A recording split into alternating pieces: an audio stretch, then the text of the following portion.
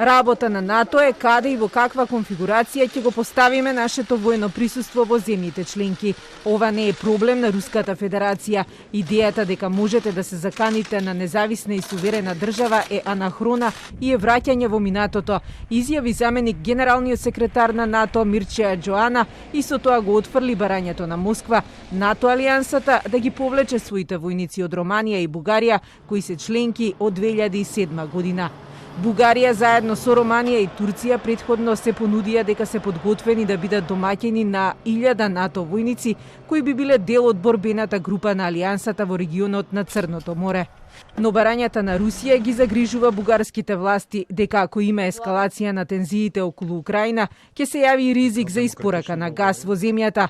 Премиерот Петков сепак повикува Русија да ја смири ситуацијата и да се вклучи во малку поконструктивен диалог, а не да се заканува.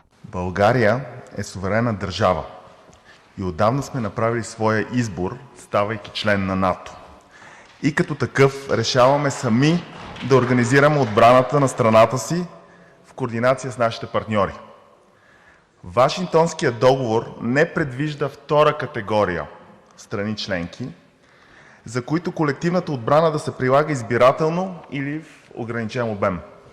Ниту по третата средба на шефовите на американската и руската дипломатија која се случи вчера, нема сериозни поместувања околу смирувањето на состојбата во Украина.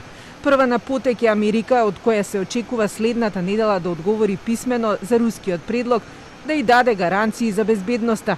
Разговорите треба да продолжат, но според аналитичарите во оваа драма меѓу Соединетите држави и Русија, Украина е само мал изговор.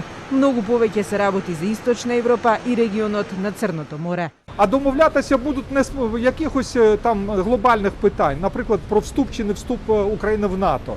Про це зараз не йдеться. Домовлятися будуть про конкретні питання, наприклад, обмеження по ракетах середньої дальності. У нас цих ракет немає на нашій території. Це стосується скоріше деяких східноєвропейських країн, а також Росії. Або, наприклад, правила взаємодії між кораблями і літаками в Чорному морі. От по таких питаннях може домовлятися. По состанокот меѓу Блинкен и Лавров денеска следуваше нова испорака. Во Украина пристигна првата пратка воена помош од Америка. Растоварени се 90 тони смртоносна безбедносна помош и муниција за украинските бранители во вредност од $200 милиони.